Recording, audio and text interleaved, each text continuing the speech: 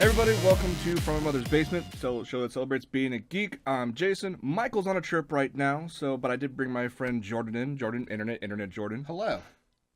And we're just gonna do our usual bit, have a few drinks, and see what the internet takes us. And yeah, this first one we might as well get the bad one out of the way, and it is Pixels. We've talked about it before on the show, and it basically sounded like it was greenlit around the same time as Wreck-It Ralph was in development. Wreck-It Ralph was an amazing film. I mean, this...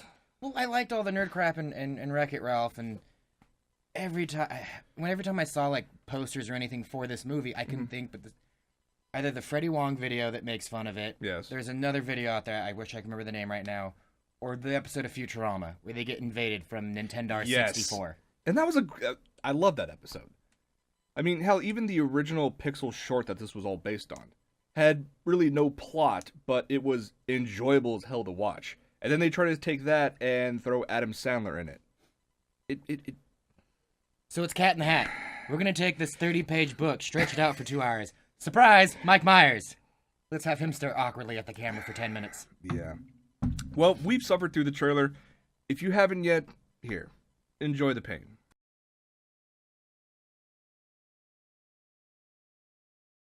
Yeah.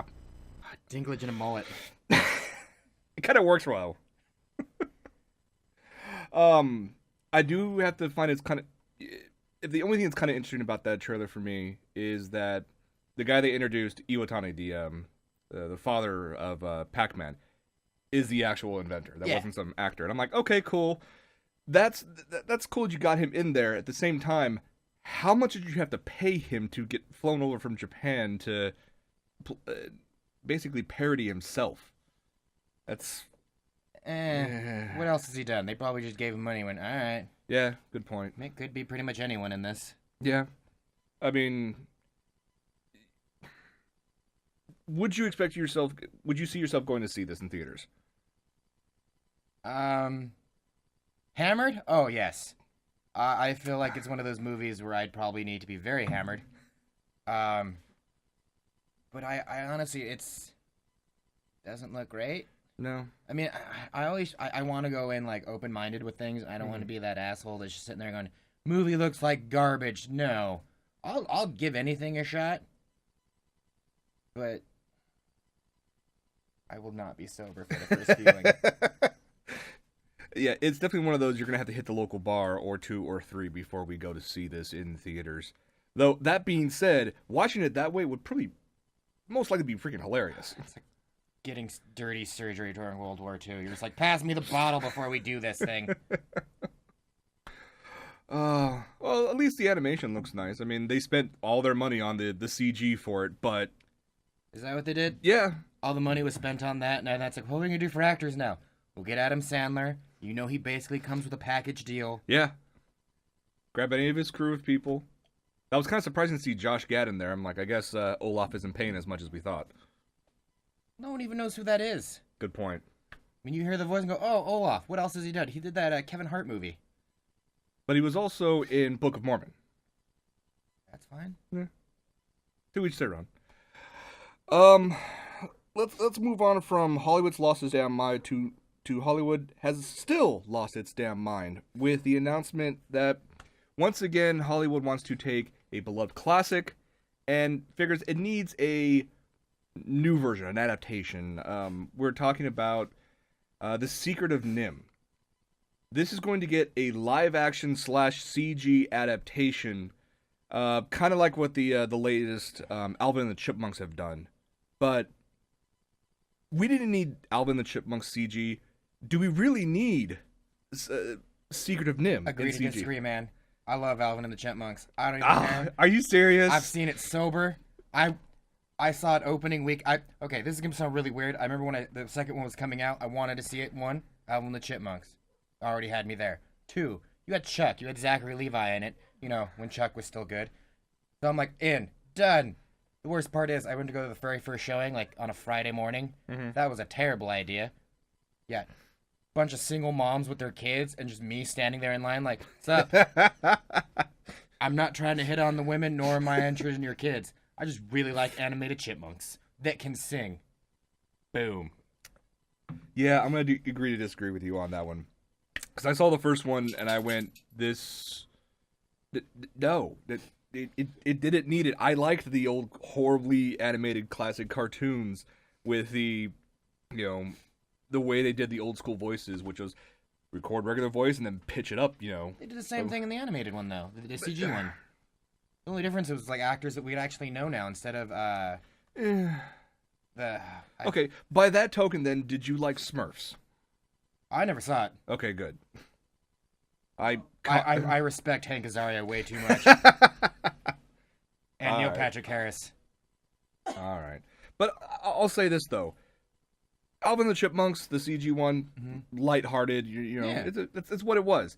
Secret and Him, let's face it, got really fucking dark at certain points. Yeah. And it's one of those that if you really try to duplicate every single aspect of it, you're either going to have to dumb it down for kids and try to keep it PG rating, or if you try to be true to the source material, or as nowadays they want to push everything to the extreme, you're going to try to make this a hard PG-13 to the point where it's almost an R. So basically you're just worried about them ruining your childhood. Yes. Fair enough. Many other things have already ruined my childhood, so. Dragon Ball Evolution. Yeah. I had to drive 3 hours to go watch that movie, too. I'm sorry. You actually paid for money? Oh, yeah. Me and my buddy Brian, that's what we did. Like, we watched Dragon Ball and Z, like, all of it. And he was going to school in San Diego. So when it came out, it's like, dude, do you want to go watch this? Like, I'm stuck at school. Like, I have shit to do, essentially. I'm like, oh, well, I have a Joe job, so it's like, all right, let's go see this. Oh, man. Now I understand how that kid at the end of Old Yeller felt. Just, let's take my childhood out back and just... Yeah. Well, speaking of other stuff that, was great for childhood, but they're going to probably ruin, Ghostbusters. Ghostbusters 1, 2, amazing. Loved them. Still watch them to this day. Saw the 30th anniversary release of it in theaters. Fantastic movie, still to this day. Oh, yeah, when we had a running jukebox at my work, I would play the theme song. Well, I didn't care. What is this, Halloween? Shut your dirty mouth. You need to understand the importance of who you're going to call and the importance of not being afraid of no ghost. But no, like, as everyone grew up, I grew up loving that movie. Obviously, the first one was... It's one of the greatest movies, or at least comedies of all time. Like, there's no topping that. The second one wasn't as great, but still not bad. Even the terrible cartoon, The Real Ghostbusters. Ah, yes. That was creepy as hell looking for some of them, because I don't remember Egon being blonde. Yeah, that was weird. And the fact that he also grew and shrunk as each episode progressed. I don't know, man. Yeah, it was... Clearly he was doing drugs of some kind, and it affected his growth. Yeah. I know they announced the new Ghostbusters, which is me, an all-female cast. Basically featuring the top female comedians right now. And I'm like... I know maybe one of them in their work. Saturday Night Live. You're done with these women now, right? Yeah. Can we use them for our movie? But here's the thing, though. This wouldn't be the first time that a Saturday Night Live cast alum has gone out to make a movie. There's been at least a dozen of them. Dude, even the original Ghostbusters. You had Dan Aykroyd and Bill Murray. Yeah, true. But that's back when Saturday Night Live was good. When's the last time you sat down and watched Saturday Night Live and actually enjoyed it from beginning to end? There was a recent moment, and I'm blanking. And we're not talking the 40th. No. This may have been one of those moments where sobriety was in question. Ah, okay. Because I don't watch TV that often, and when I do, I'm leeching off my buddy's Hulu account or something random. I remember coming home going, I'll watch this, click. I'm like, that was actually pretty funny. And then passing out because, well, I was drunk and kind of sleepy. Well,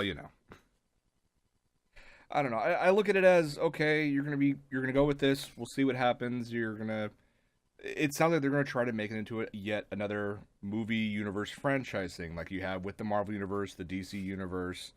It seems like everything can't just be a standalone, or everything has to be part of an expanded universe, and have to have that's how you make movies. money. I mean, they did that with Dracula Untold. The Dracula Untold, they were trying to set up for more stuff. Which, that movie obviously didn't do great, so obviously it'll be a while before we hear anything for a while. Right, exactly. But the only problem I have with the new Ghostbusters is not that it's being made or, they'll probably ruin my childhood or whatever. It's I don't hate women, but I hate the idea of them like you having it as a gimmick. Yeah, okay, I agree with It's you with not that. so much that it's all female. They're like, we have a new Ghostbusters, guys. Check this. They're all women. Yeah, that's Okay. you start off with that, and it's like, is that what you're going to base everything on? If you Yeah. told me you were making a new Ghostbusters and you changed up the cast a bit, I'd be fine with that. Yeah, like when they first announced it and Bill Murray was going, no, I don't want to do this. No, which that was another thing that bothered me because he came out and said, no one wants to watch a bunch of middle-aged men chasing ghosts. Right. And I immediately call bullshit.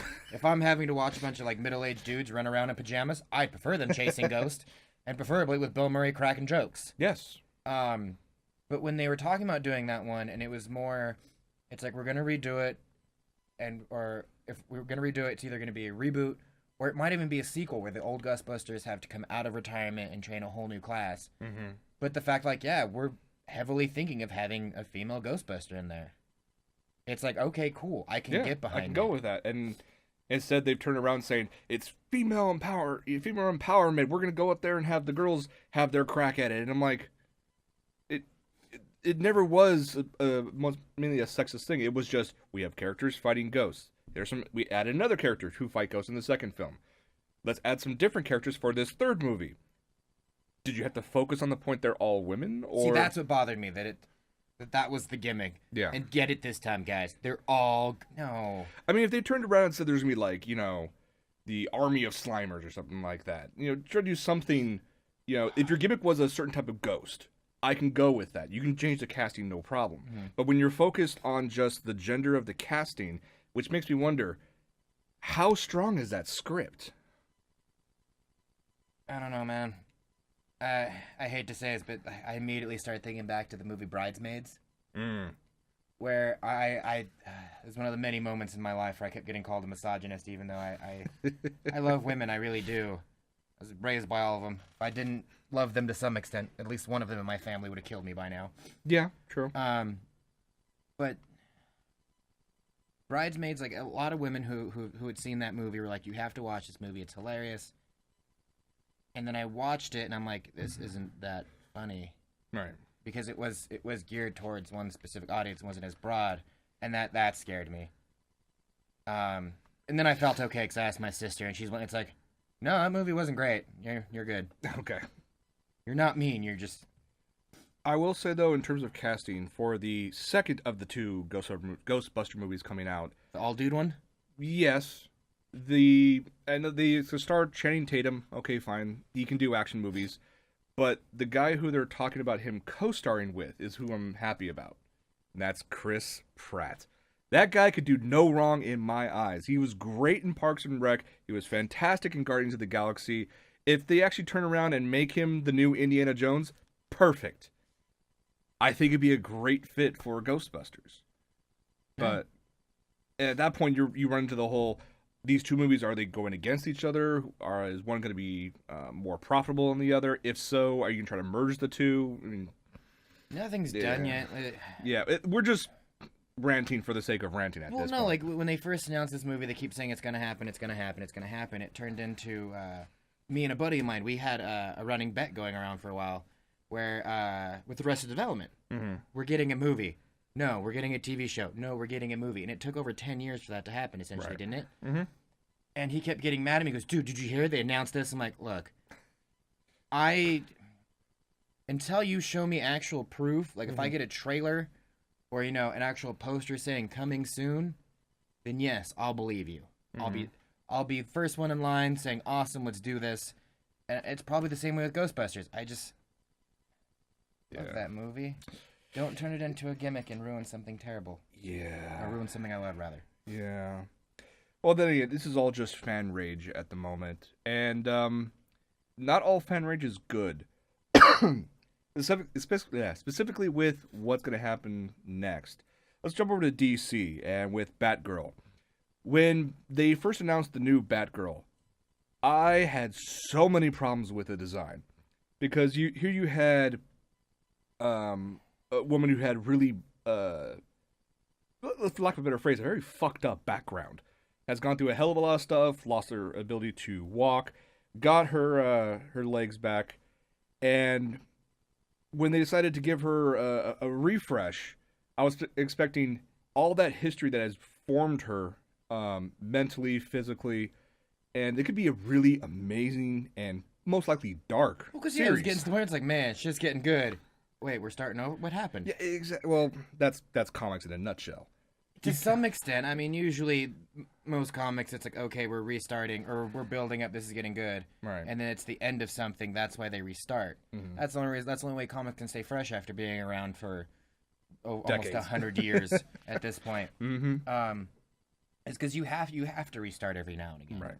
But with the whole Batgirl thing, that was just like it's like when you played your Super Nintendo back in the day. Mm-hmm. You had your friend walk in. Hey, what are you guys doing? Accidentally kicks the console and restarts it. You're like, dude. Like that's how I felt when they started doing that. Yeah. But that's not the reason why we're talking about Batgirl right now. So this is the basic cover for the upcoming issue 41. Okay, kind of cool. She seems to be, she got a little bruised, a little bloody, but she's ready for a fight. Okay, I'm cool with that. The big problem came with the variant cover. And I have to say, the variant cover in question was freaking amazing. The artist of this cover, Raphael Albuquerque, created this as an homage to, which I have to say, one of the better storylines of recent memory, which was The Killing Joke. Yeah. Fantastic series, went across the entire Batman universe. All the different comics had a part in it, and there's a lot of collectibles that came out of it. It was really, really cool. And this homage, I think, is fantastic. I would love to have this on a poster on my wall. It'd be amazing. I'd never sleep again if that shit was on a poster. But the problem is, a lot of fans raged so hard, saying that this hit a very, harsh nerve, that it was too soon, and was like, okay, it's a comic character. Too soon? That shit was like over 26 years ago. Exactly.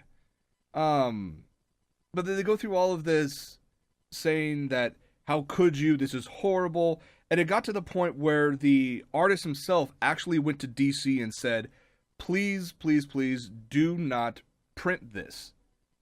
And at that point, if I was DC, I would have told the artist and the rest of the fans, deal. Nah, not when you need people to buy shit. Well, okay, I love the internet. Mm-hmm. Gave me instant free access to porn. Boom. Good times. But the big complaint with the internet I have is the fact that it gave everyone a voice, and not everyone deserves a voice. I agree with you completely. So when you have like one little thing that pisses everybody off, or pisses a few people off, it immediately just gets blown out of proportion. It's like, oh my god, did you hear this? Yeah, this happened. It did? Yeah. You have a bunch of people shout. It becomes like the worst game of telephone ever. Everyone blowing things out of proportion, and it just... We've seen the age of the hashtag activist. Whereas people are like, I'm fighting for what's right in this country and whatnot, and all you've done is make a Facebook post. And 9 times out of 10, that Facebook post... You don't understand, bro. It had a sign that says, if I get 1,000 likes, Dad's going to take me to Disneyland. Coney 2012. I just love how that ended with the guy creating that going crazy and taking a dump in the middle of the street. I love The Killing Joke. I mean, it's what made it beautiful and awesome was how dark it was. Oh, yeah. So the fact that people are getting pissy and doing this, like, no, that whole thing was dark. For a reason. Like, that's why I am terrified, and I'm very hopeful if they ever turn that into an animated movie. Oh, my God. For multiple reasons. Because Mark Hamill blatantly said a couple years back at Comic-Con, it's like, that's the only way I'll come back and do the Joker again. Ooh. Yeah, I could see that. That could be amazing. Actually, really cool. So, I do have to say, though, that not everyone agreed with DC's decision. So, case in point, one of the artists for Superman, Ray Dillon, actually decided to post or tweet a picture that he was working on in homage to the homage, which was this one with Doomsday. Oh, sweet. I haven't seen that. That's actually awesome. And no one's cried foul on this. Everyone's like... everyone who's commented on this have all been supportive. So it makes me wonder, like, why is the homage to the homage perfectly fine, but the original homage, oh my god, why the hell did you do it? Amazing, I can't look away.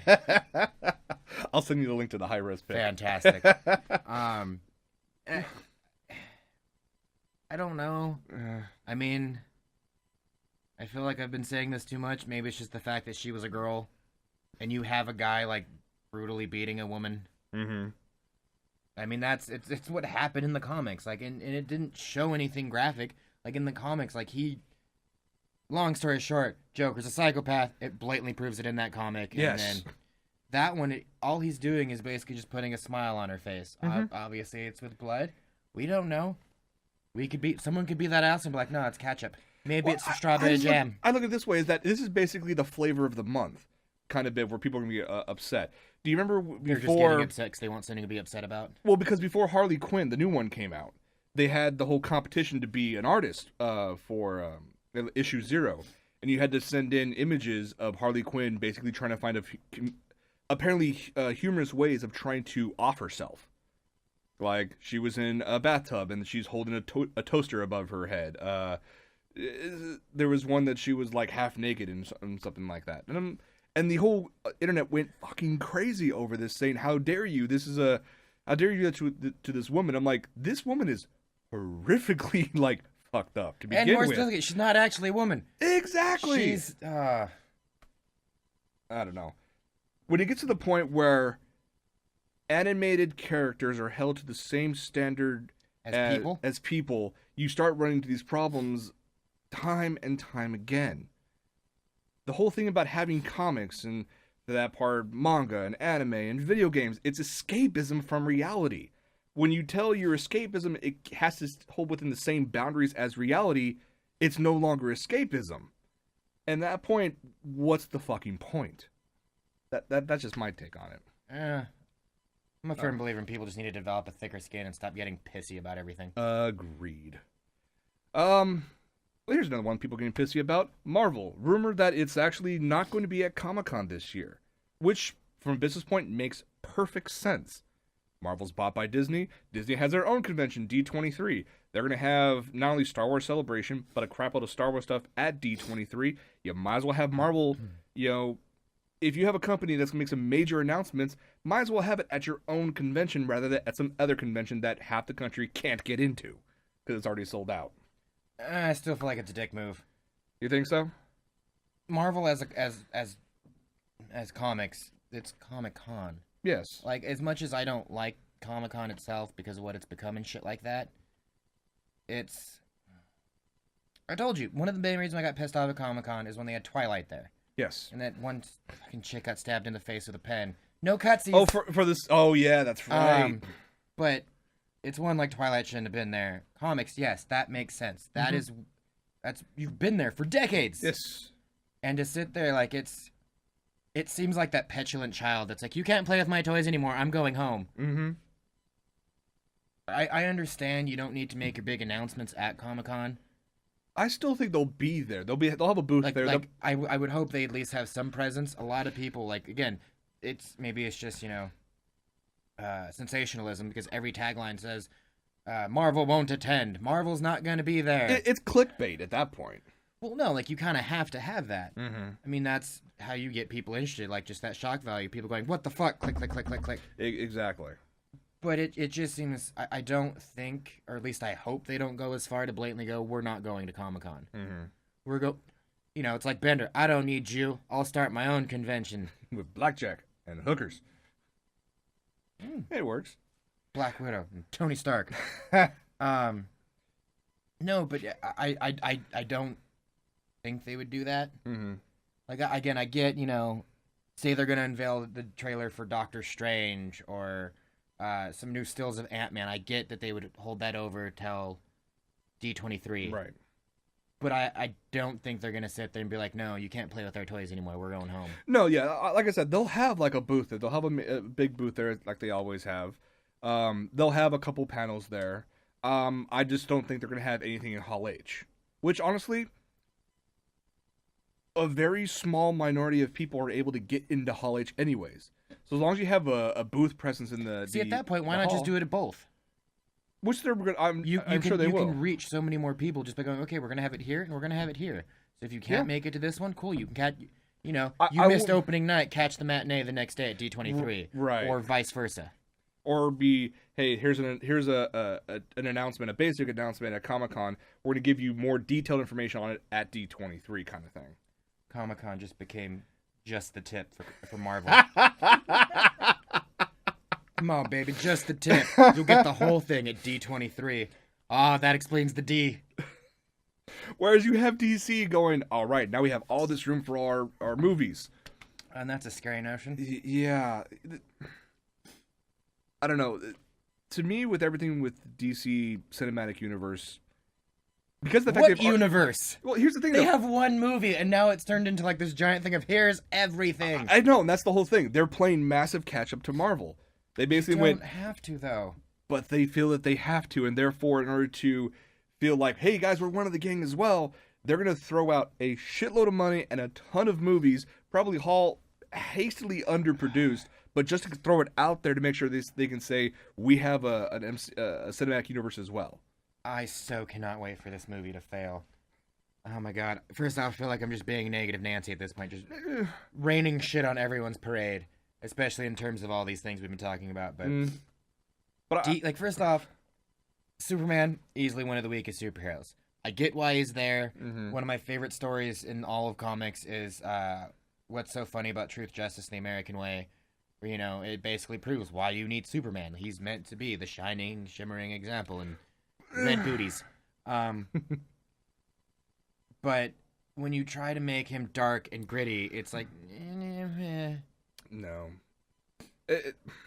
And then, okay, he kills Zod. I get it. It was in the comics. Everyone's like, that's amazing. I sat there and went, no. The whole point of Superman is he finds a way. He doesn't go to their level. So to watch him have, some weird screaming match and go, ah! Yeah. I immediately sat there and went, really? Or even Dorkly said it best. Why wouldn't you save your father? No one would have been upset about that. Yeah. That movie was terrible. And the only thing that's going to get me to see Batman, Superman, Dawn of Justice is to see Ben Affleck as Batman. And it's funny because I know most of my friends are pissed off that Ben Affleck is Batman. And I'm the one person going, yeah, Daredevil. Let's see you don some new tights. Come on, Phantoms. Man. See, I'm actually looking more forward to the Suicide Squad movie because Batman's going to show up in that one anyways. And it comes... Allegedly. Allegedly. It's going to happen. But at the same time, DC can do all that they want with the movies. I'm actually a big fan of what they've done so far with the TV series. With Arrow, with Arrow, Flash. I'm not a fan of because Arrow got a little tiger beat for me. Considering, first off, I'll admit I did not give the show a fair shot. Okay. I watched the first episode and went, no, I'm good. When most things, I'll give them at least a full season. Mm-hmm. But with Arrow, it's like, okay, so Trust Fund Boy pulled a Gilligan's Island, and now he spends his day shirtless. Yeah, there's more to it than that, I swear. But like I said, that was the first episode. That right. was all I saw. Right. I mean, now that it's on Netflix, and by now I mean has been for a while. I mean, maybe eventually I'll give it another shot. But it didn't help that one of the main photos they kept showing was Arrow without a shirt on. Do you see why I sit there and go, all right, really? Is there going to be a random part where you start to sparkle too? But no, the Flash. I love the Flash. The Flash is awesome. Mm-hmm. The only complaint I have about the Flash is, it's even the dude who was Arrow came out and complained about it. It's like, yeah, we're going to do a Flash movie with this guy as the Flash. Different thing, yeah. You already built a Flash. Why would you really need to build a second one off of that? You have a fan base surrounding this character who's already playing this character for, 12, 13 episodes so far.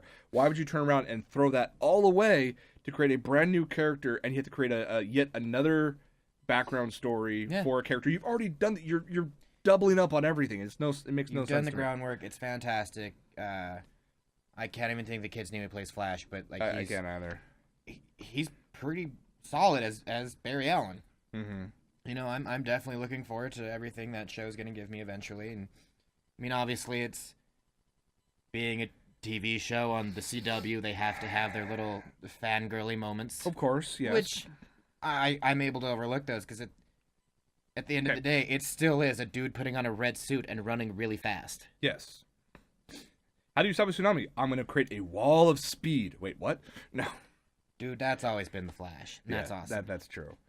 I enjoy the Flash a hell of a lot more than I ever did I gave Gotham like 5 episodes and I went, and I'm done.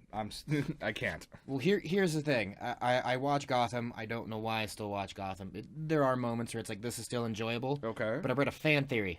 Okay.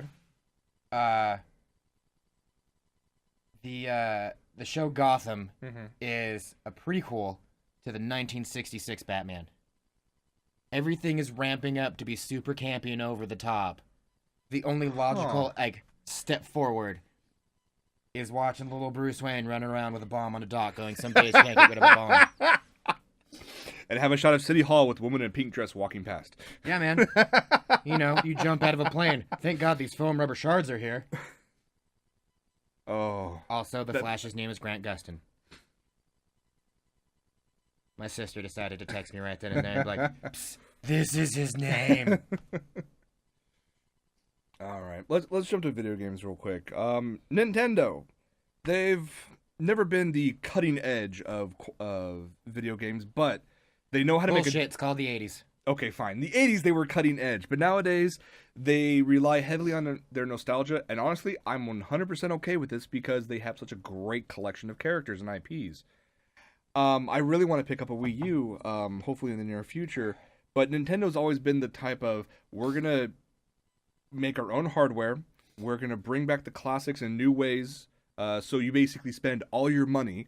You've all seen the memes of, Iwata holding up the DS going, it prints money, and it basically does. Nintendo's always seemed to me like that girlfriend that just, I bought a new skimpy thing of underwear. You want to play? That's all it is. It's the same thing, just in new dressing, trying to make you excited. Then what do you take about this new announcement that Nintendo's actually partnering up with a mobile game company called DNA? They've had more than a dozen of popular stuff on the App Store already, and they already have the knowledge of microtransactions and whatnot.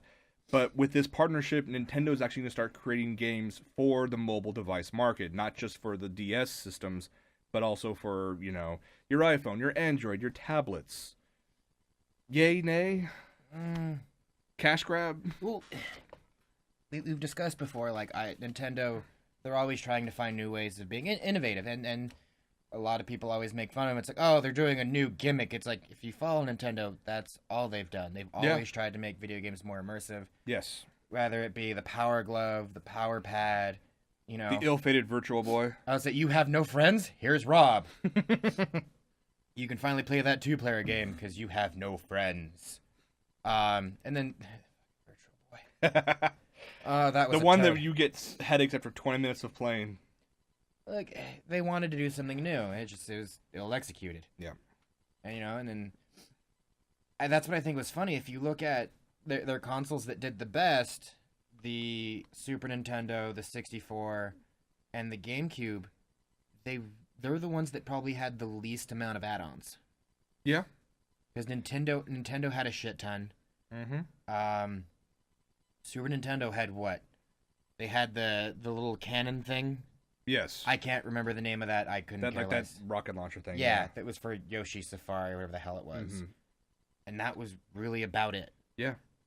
Super Nintendo, the only add-on that I could think of was the Super Game Boy. And that was awesome. Mm-hmm. All it was like, hey, you want to play this other game on our console? Boom. 64 really didn't have anything except, oh, how about that Rumble Pack? Cool. Yeah. And the Now controller that you would rub all your calluses off trying to circle around. Well, that's Mario Party. Yeah, well, That's button mashing the game. But with this whole thing, I don't know. I'll wait and see. I mean, I'm hoping it doesn't become Farmville. I fully expect. There's already a joke going around online saying, "Here's a screenshot of the first Mario game for your mobile phone, and if you want to unlock everything, you have to pay for it." That hits me right in the nostalgia. Just because I remember camping the shit out of that level in Super Nintendo. The freemium. One of the worst names ever to be released into the gaming world. Look, it's one of those things like Bay. You just have to embrace that it happens. Doesn't mean you have to like it. You just have to accept that it's a thing now. Yeah, true.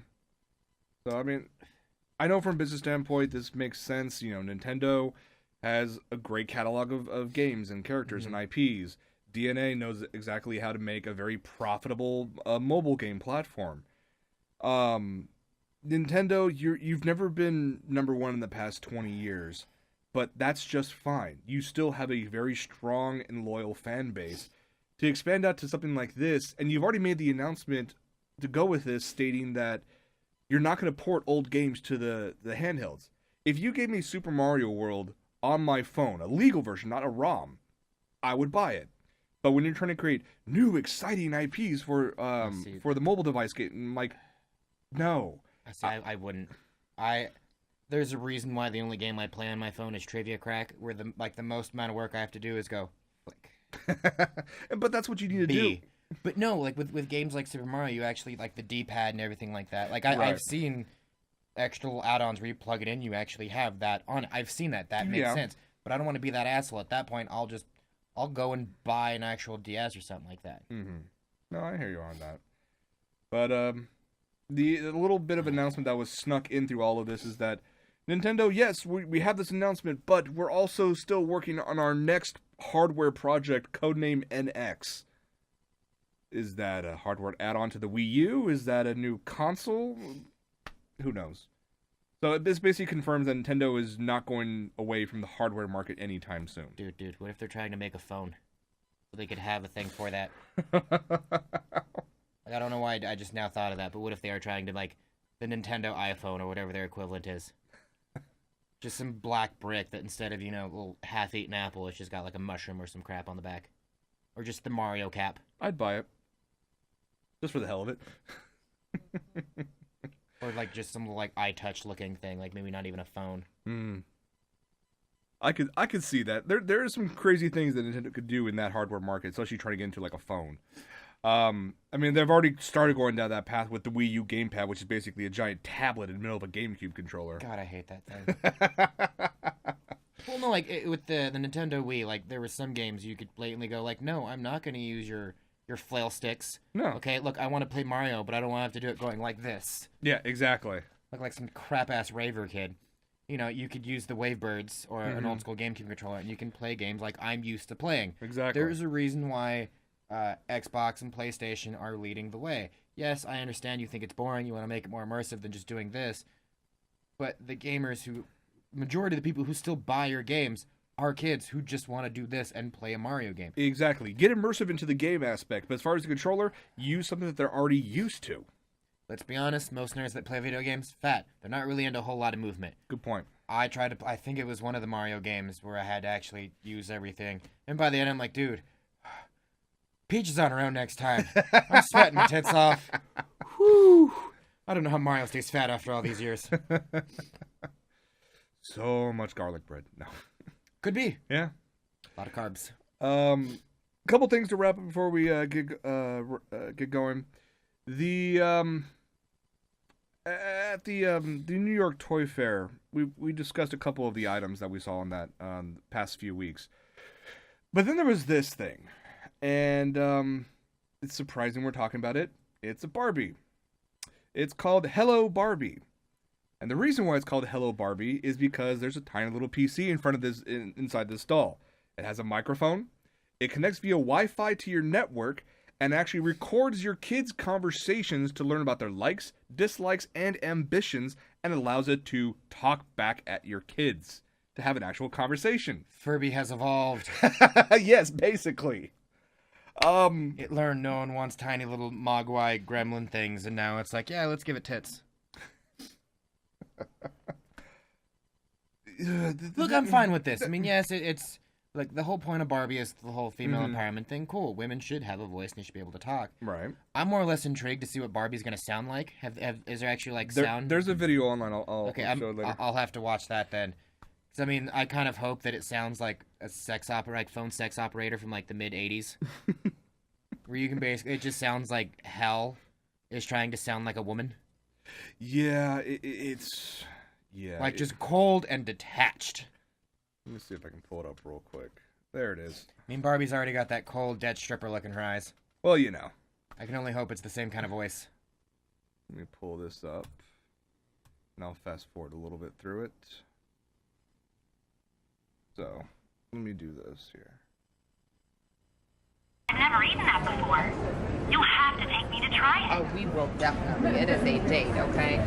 Well, we are on stage to show all these lovely people how amazing you are, Barbie. Being on stage is exciting, isn't it? Yes, I love it. That's cool. I didn't know that about you. I like to be on stage too. So she can recognize and respond, so she understands, but she can also remember. So she's going to get to know all my likes, all my dislikes, and then she will incorporate that into her. I'm waiting for her to tell me what time it is, because she does sound like that weird thing. At the tone, it will be 4:17 p.m. Like, she sounds cold and emotionless. But what I love more than anything, when you watch that video and she's trying to talk to Barbie, oh my god, she talks to Barbie's chest. See, boom, Yeah. right there. Yeah. She's not even talking to Barbie, she's talking to Barbie's tits. Yep, exactly. And even vice versa, when she has to hold the microphone to Barbie so you can hear Barbie, she holds the microphone to Barbie's tits. Well, where else are you going to put all that tech? In her head, hopefully. Not in such a weird place. Yeah. I mean, I get that it's probably loud, that's why she has to hold it that close. Mm-hmm. Like, I really hope that's not the future of Barbie, where it's Barbie part walkie-talkie. Because that's just creepy.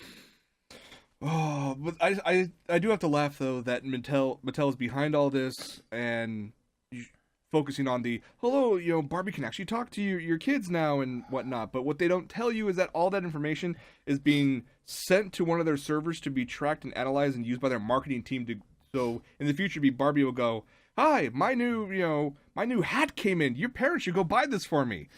See, that I'd get. Like, but that's, it's still really creepy. I just want to know, how can we fuck with this thing? Oh, see, I hope there's some girl, like some girl who's not mentally a girl, and just goes off and starts yelling at Barbie. Like, I hope that it gets to the point of, like, Ferber, you could teach it curse words. Oh, that'd be great. This way, it would turn into, like, trailer trash Barbie. Or even better, that redneck doll from Aqua Teen Hunger Force. Mm-hmm. Which I think was even voiced by, like, David Cross. Where Yes. it's like, I just want to kill myself. Like, I would love if that's what Barbie turned into. Just like the Jerry Springer of dolls. Oh, it'd be great. Oh my god, that's amazing. All right. Well, I'm going to wrap things up with one last bit, using a phrase that you've coined and I've used it all the time now. It's, God damn it, Japan. Oh, god damn it, Japan. What are you showing me now? So, America, we have Burger King. Japan, they have Burger King, but not like ours. They can do crazy things like when Windows 7 was being announced. They had a Windows 7 burger which had 7 fucking patties on it. And I know people who were actually trying to finish one and failed miserably. Lightweights. But they decided they wanted to make an announcement early for this. As you see a man in a tuxedo getting ready for a night out. He reaches for his little jar of Burger King perfume. Well, for men, it's cologne, isn't it? Yeah, perfume, cologne. Because you said perfume, I immediately thought like it was just women. But they don't specify. They say perfume in one part, they say cologne in another part. You want to smell like a flame girled Whopper? God, what you if it's can false? easily do this. What kind of fat Jabba the Hutt people are they trying to intrigue? Yes. So you buy a Whopper at Burger King during the month of April, and for an extra 5,000 yen, which is about $50 US, you can get your own bottle of perfume cologne. They call it perfume in the article. Yeah. Well, maybe it's gender neutral. Maybe that's why they gloss back sure. and forth. But yeah, not only, well, in the past, if you wanted to smell like you had to work 12 hours a day in a burger joint, smelling of sweat and despair, you can do that now with a few quick puffs of this bottle. Would you get one? That, not knowingly, not to feed into my own alcoholism again, but occasionally I will get sauced, and I have what I call Drunk Jordan. Okay. Drunk Jordan loves buying me gifts from time to time. Because what'll end Very up happening generous. is I'll get sauced, and some roommate or some friend will be like, oh, let's go do this. I'll wake up the next morning and go, Whose copy of Les Mis is this on Blu-ray? Jordan, you bought that last night. Are you sure? You were quite adamant about it. Fair enough. So it would not surprise me that, thank God I don't live in Japan, so I don't wake up with shit like that. Yeah.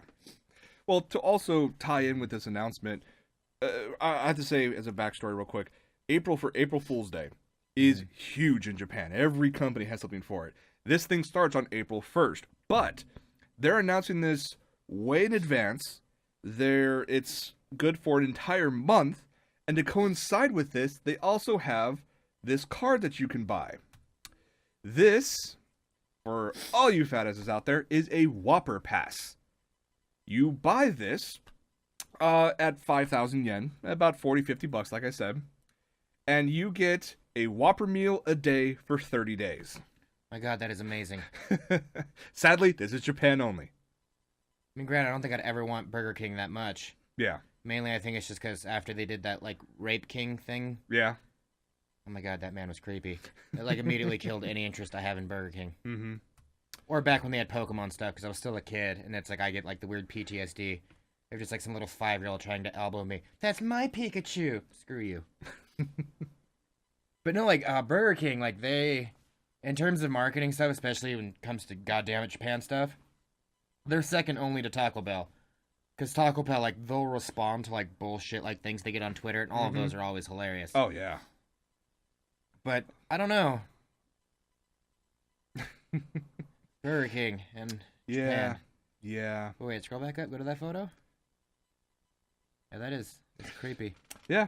You can get a Whopper a day, and you can also, smell like a Whopper every single day. And not just because of the burger. I just want to know what they had to do to distill the smell of a Whopper. Yeah, For all I know is they just made a kid work for like a week straight. And just like every time he got sweaty, they would like dab him down and they just like reese that into like a bottom. Like, there we go. That is Sento Whopper. And it will sell. Just some sweaty ass teenagers in a bottle. I'm just waiting for someone here in the States to actually, I know a couple people who are over there right now. I wonder if they could if they're going to be around. Actually, I think they will be around April 1st. If they buy a bottle and bring it back, I just want to smell and see what the fuck this is all about. Oh, if that actually happens, I will buy a tuxedo, hang out in a Macy's, and just like pretend it's a real thing. Burger King, Whopper. Just spray people in the face as they walk by. I'm You want to smell like a warm, sweaty meatwitch? Well, that's all a burger is. Yeah. Burgers are delicious. No one's arguing that. Yeah. But a burger essentially is just a fancy sandwich. Yeah, exactly. Warm, sweaty meatwitch. You're welcome for the imagery. Yeah. And on that note, I think it's going to wrap it up on that episode. Jordan, thank you so much for hanging out with me tonight. No problem. It was fun. Thank you for the Jameson, as delicious as always. There'll be another episode next week. I don't know if Michael will be back by then. We will find out. But until then, thank you for watching. Thank you again to Jordan, and we'll see you next time. Thank you, everybody.